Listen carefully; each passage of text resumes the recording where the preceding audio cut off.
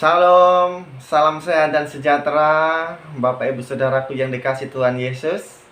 Saya percaya kabar kita hari ini luar biasa karena Tuhan Yesus selalu ada bersama dengan kita.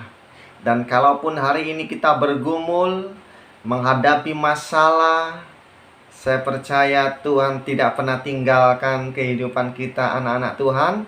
Tuhan akan terus pelihara kehidupan kita. Amin.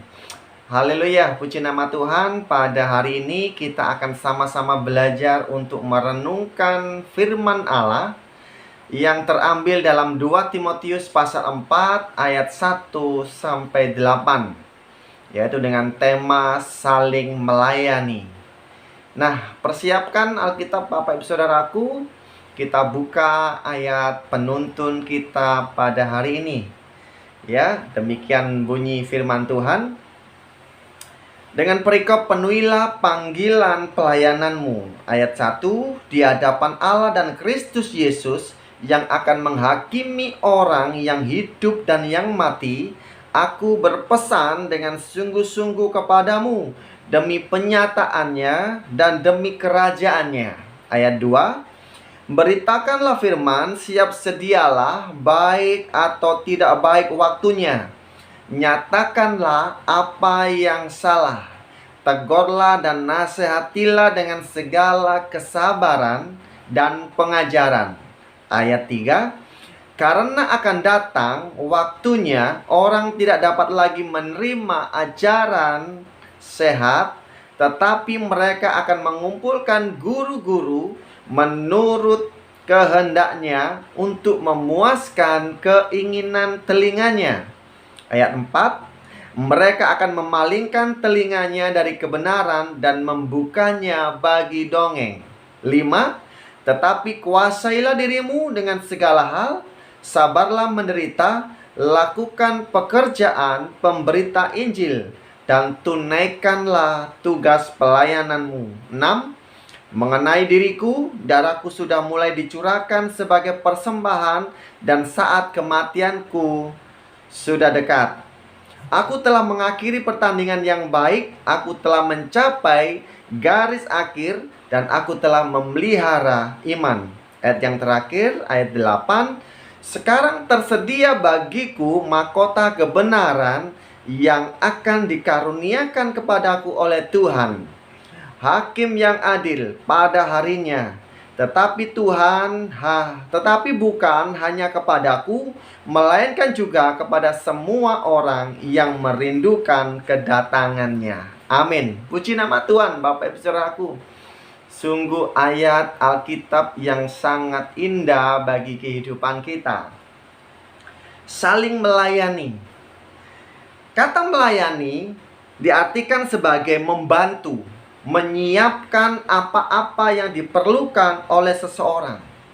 Ya, dengan kata lain, melayani berarti menjadi seorang hamba bagi orang lain.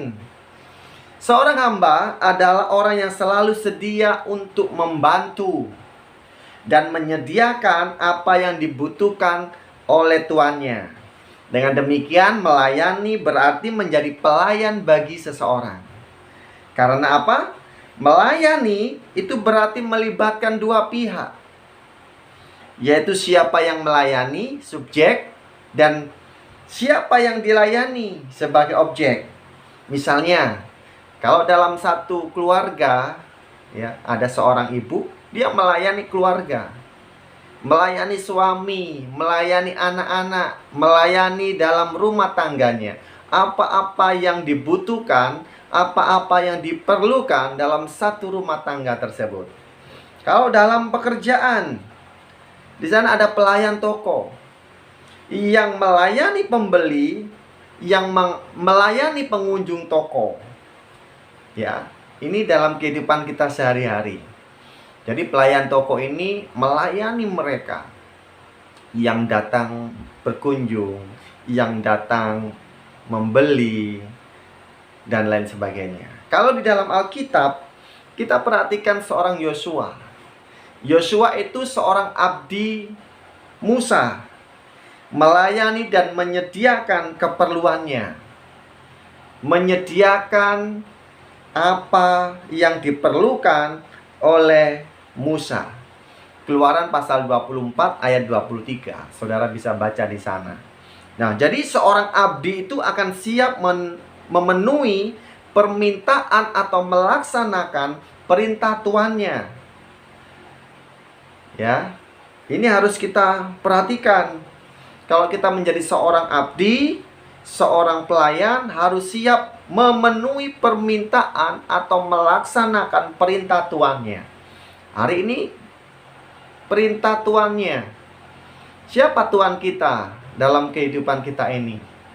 Hari ini kalau kita merasa atau kita yakin bahwa Tuhan adalah Tuhan kita, maka kita harus siap memenuhi permintaan atau melaksanakan perintah Tuhan kita. Amin. Ya, berbeda dengan budak. Budak berbeda. Saudara tahu siapa yang pernah menjadi budak dalam ayat Alkitab yang sangat terkenal? Dia adalah seorang Onesimus. Onesimus adalah budak Filemon yang tidak dapat menentukan apapun untuk dirinya sendiri. Karena Filemon yang berkuasa atas kehidupan Onesimus. Hidup matinya ada di tangan Filemon sebagai tuannya. Ya, jadi ini berbeda sekali seorang pelayan dan seorang budak. Onesimus harus melakukan apapun yang diinginkan Filemon sekalipun harus sampai mati. Ya, ini perbedaan pelayan dan seorang budak. Seorang budak tidak mempunyai hak apapun. Sekalipun harus sampai mati, menyerahkan nyawanya untuk tuannya. Itu seorang budak. Lalu kita lihat siapa lagi? Seorang Samuel, melayani Tuhan sejak kecil. Ia tidak menjadi budak, tapi menjadi pelayan. Ada lagi seorang Stefanus dan 6 temannya, ya, dalam perjanjian baru. 7 diaken dipilih menjadi pelayan bagi orang-orang miskin. Tugasnya apa? Ia memperhatikan kehidupan dan keperluan mereka, ya, orang-orang miskin. Yang tergolong orang-orang miskin adalah fakir miskin, janda-janda tua, dan anak-anak yatim piatu. Nah, pelayanan ini biasanya disebut sebagai diakonia. Diakonia. Jadi setiap murid Tuhan adalah pelayan Tuhan. Kadang-kala kita menganggap diri kita ini seorang jemaat, gitu ya. Ada satu perbedaan dalam status kita dalam bergereja. Saya seorang jemaat. Mereka seorang pelayan Tuhan. Mereka seorang hamba Tuhan. Bapak Ibu Saudaraku, sebenarnya konsep ini hanya dipakai ketika mereka dalam struktur organisasi. Ada jemaat, ada seorang hamba Tuhan, pemimpin-pemimpin agama, rohaniawan. Tetapi dalam Alkitab, setiap murid Tuhan adalah pelayan Tuhan tanpa terkecuali. Setiap orang Kristen adalah pelayan, termasuk guru, siswa, pendeta, jemaat, ya. Pokoknya setiap orang yang mengaku pengikut Kristus adalah pelayan Tuhan. Jadi kalau hari ini saudara masih merasa bahwa saya bukan seorang pelayan Tuhan, saya bukan seorang hamba Tuhan, saya bukan seorang rohaniawan, tetapi saya seorang hanya pengikut Kristus, mari kita benahi konsep berpikir kita. Kita ini adalah pelayan Tuhan. Karena kita tahu Tuhan kita adalah Tuhan Yesus Kristus. Tuhan yang sama yang mereka sembah. Yang pendeta itu sembah. Yang hamba Tuhan itu sembah. Ya. Jadi jangan lagi berpikir bahwa saya bukan pelayan Tuhan. Bapak Ibu Saudaraku yang dikasihi Tuhan Yesus. Nah, semua adalah pelayan Kristus. Yang terbesar adalah yang mau menjadi pelayan, bukan orang yang dilayani. Matius 20 ayat 26. Kita perhatikan. Matius 26 Matius 20 ya Bapak Ibu Saudaraku, kita perhatikan ayat 26. Demikian bunyi firman Tuhan. Tidaklah demikian di antara kamu, barang siapa ingin menjadi besar di antara kamu, hendaklah ia menjadi pelayanmu. Jadi Bapak Ibu Saudaraku, konsep ini atau firman Tuhan yang disampaikan oleh Tuhan Yesus ya, bahwa untuk menjadi seorang yang terbesar, dia harus menjadi seorang pelayan. Ya, menjadi seorang pelayan.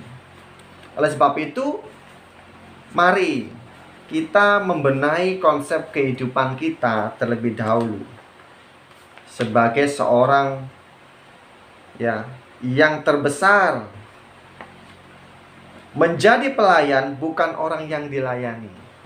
Mungkin hari ini kita merasa kita membutuhkan pelayanan dari hamba-hamba Tuhan, dari pendeta, dari gembala kita. Tapi mari, di samping semuanya itu, kita juga dituntut sebagai seorang pelayan Tuhan yang saling melayani. Dimanapun Tuhan tempatkan kita berada, saya yakin ada banyak orang-orang yang mau kita layani. Puji Tuhan. Dalam 2 Timotius pasal 4 ayat 1-8, ayat yang sudah kita baca tadi, Rasul Paulus menuliskan surat kepada Timotius bahwa tugas seorang hamba Tuhan adalah melayani dengan cara memberitakan firman Tuhan dan melakukan pekerjaan pelayanan Tuhan dengan setia. Ya, ini tugas yang disampaikan kepada Timotius. Lalu Paulus di situ menyebutkan 5 pesan kepada Timotius yang semuanya berkaitan dengan tugasnya Timotius: melayani, mengajar, atau berkhotbah. Ya, sangat tidak asing lagi bagi kita. Beritakanlah firman. Ini tugas. Firman berarti Injil. Lalu yang kedua, siap sedia, baik atau tidak baik waktunya. Artinya apa? Terus giat melakukan kegiatan meskipun tidak ada perlawanan, meskipun tidak ada tantangan. Ya, hari-hari ini kita sedang diuji oleh wabah pandemi corona. Ya, saya yakin situasi saat ini tidak menghentikan kita untuk terus melakukan kegiatan-kegiatan kita yang secara khusus untuk iman percaya kita semakin teguh di dalam Tuhan. Lalu selanjutnya, nyatakanlah apa yang salah. Berarti Timotius harus memberitahu orang-orang bahwa mereka salah, atau menegur, bukan mencari kebenaran. Tetapi ketika kita mendapati seseorang di antara kita hidupnya tidak tertib, hidupnya menyimpang, hidupnya tidak benar, maka nyatakanlah apa yang salah. Menegur mereka dengan kasih tentunya Bapak Ibu Saudaraku. Lalu selanjutnya, tegurlah. Berarti mengungkapkan rasa sangat tidak setuju terhadap tindakan atau perlakuan seseorang yang tidak baik. Jadi kita harus tegur, bukan mencari satu kebenaran, tetapi mari supaya kehidupan mereka menjadi kehidupan yang tertib, kehidupan yang berkenan, kehidupan yang mempermuliakan nama Tuhan. Bapak Ibu Saudaraku. Dan yang terakhir adalah nasihatilah dengan segala kesabaran dan pengajaran. Ini berarti bahwa meminta dengan sungguh-sungguh, atau menghibur, atau memberi semangat dengan perkataan dan perbuatan. Ya, nasihatilah dengan segala kesabaran. Bapak Ibu Saudaraku, saya dulu bukan orang yang sabar. Kalau orang salah, saya sikat. Ya, saya sikat. Kamu salah, kamu dosa, kamu tidak berkenan, kamu gitu saudaraku. Jadi Ah, saya lihat orang yang tidak sesuai dengan kebenaran, saya sikat. Tetapi hari ini saya belajar, Bapak Ibu Saudaraku, nasihatilah dengan segala kesabaran. Nah, maksudnya adalah melayani melalui tindakan dan perkataan yang penuh kasih terhadap orang lain. Selalu mau menyatakan hal yang benar dan tidak mau terlibat dalam perilaku yang jahat dan yang dibenci oleh Tuhan. Kita tidak tahu ya apa yang Bapak Ibu Saudara kerjakan. Apakah perilaku yang jahat atau dibenci oleh Tuhan? Saya tidak tahu. Tapi ketika ya Bapak Ibu Saudaraku, tetapi ketika Bapak Ibu Saudaraku melakukan perilaku yang jahat, perilaku yang dibenci oleh Tuhan, maka saya akan nasihati Bapak Ibu Saudaraku. Haleluya. Ya. Nah, jadi mari jangan mempunyai perilaku yang dibenci oleh Tuhan. Kita harus selalu berkata jujur dengan tidak berlaku curang dimanapun kita berada, baik di pekerjaan, baik di tengah-tengah keluarga, tengah-tengah masyarakat. Ya, saudara tahulah ya, bagi bapak-bapak kadang-kadang tidak mau berkata jujur. Ditanya sama istri, "Pak, gajian hari ini kemana? Pak, tadi uang kembalian dari belanja ini di mana?" Dan lain sebagainya. Kadang-kadang bapak-bapak ini punya hal-hal yang tersembunyi gitu ya. Oleh sebab itu, jangan lakukan. Sebab itu dibenci oleh Tuhan. Perilaku yang jahat, Bapak Ibu Saudaraku. Ya, oleh sebab itu kita mau berkata jujur dan tidak berlaku curang dimanapun kita berada. Kita bisa juga memberitakan firman Tuhan dengan cara menghibur yang sedih. Ada banyak saudara-saudara kita, tetangga, teman yang hari ini mengalami kedukaan.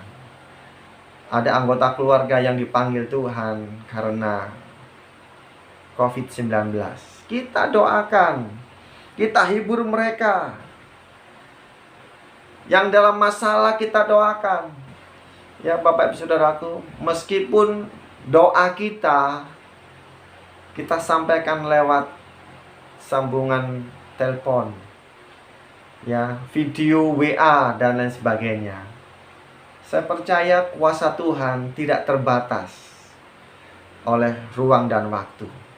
Ketika kita punya iman, ketika kita punya Tuhan Yesus sebagai sumber pertolongan kita, saya yakin kita doa, kita hibur mereka, saya yakin mereka akan mendapatkan penghiburan dan kekuatan. Bahkan setiap jalan keluar bagi mereka yang dalam masalah dan pergumulan. Puji Tuhan Bapak Ibu Saudaraku. Jadi semua itu adalah contoh bahwa kita menjadi pelayan Tuhan yang setia memberitakan firman Tuhan. Beberapa hari yang lalu saya bertemu dengan seseorang. Dia berkata, "Pak Elia, kenapa dalam hidup saya sekarang ini tidak bisa beribadah kepada Tuhan dengan baik, tidak bisa melayani Tuhan dengan baik, tidak ada hati yang greget, tidak ada kerinduan."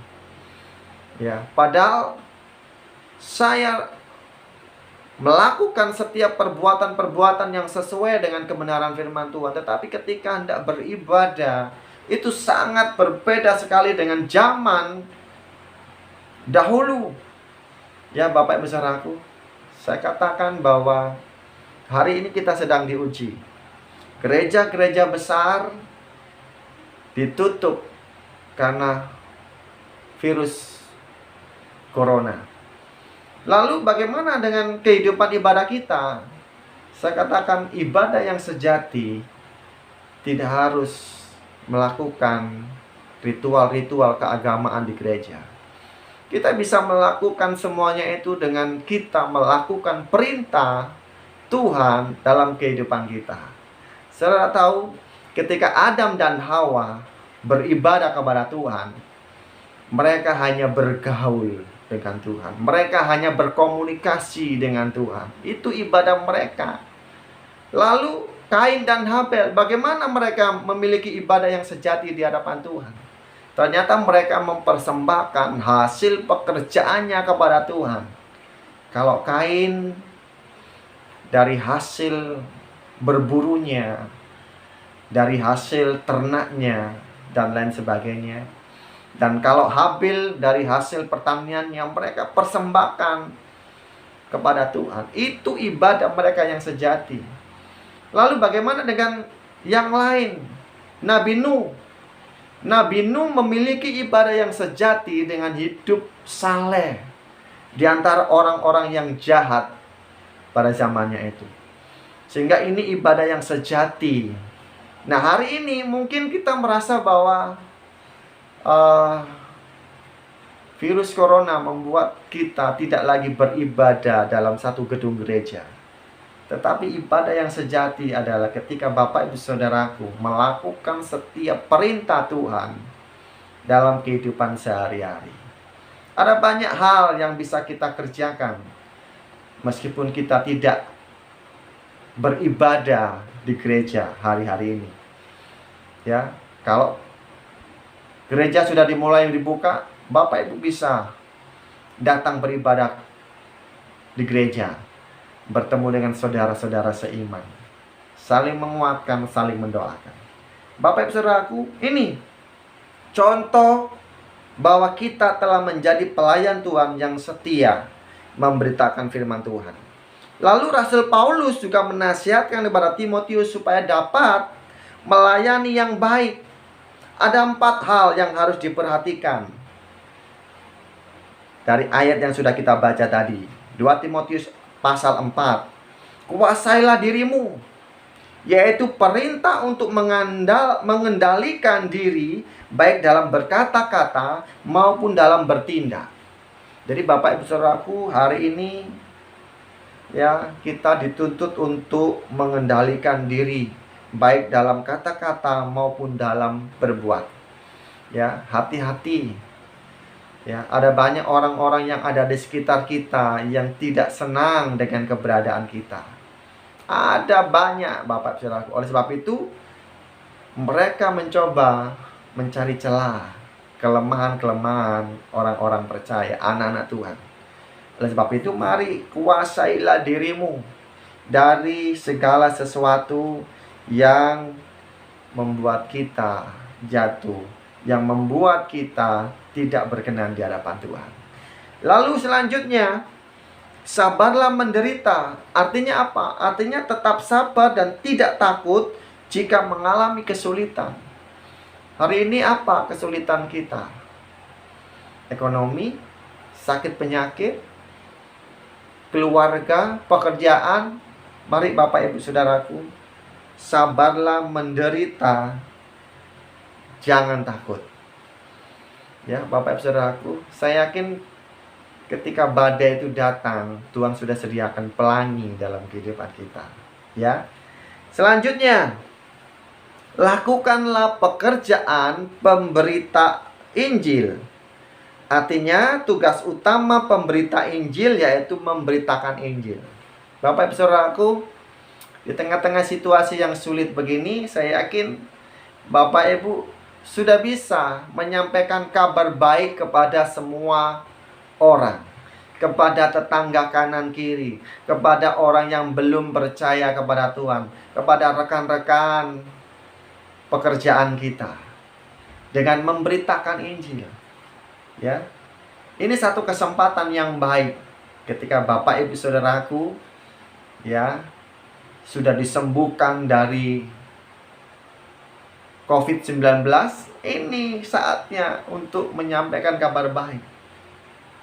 Kemarin saya mengikuti ibadah Zoom, Bapak Ibu Saudaraku. Ada banyak kesaksian-kesaksian yang mereka sampaikan bahwa mereka lepas atau mereka disembuhkan dari COVID-19 dengan cara Tuhan yang luar biasa. Bukan dengan cara medis, tetapi dengan cara Tuhan yang luar biasa. Bahkan ada yang mereka ditunjukkan ke surga, ke neraka, lalu dibawa pulang kembali melalui sakit COVID ini, Bapak Ibu Saudaraku. Ya memang saya belum terpapar gitu ya.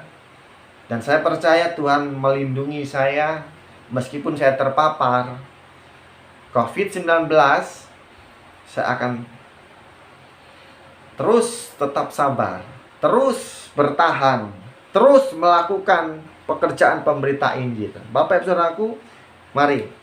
Jadi Roma 12 ayat 11 di situ dikatakan, kita lihat Roma pasal 12 ayat yang ke-11.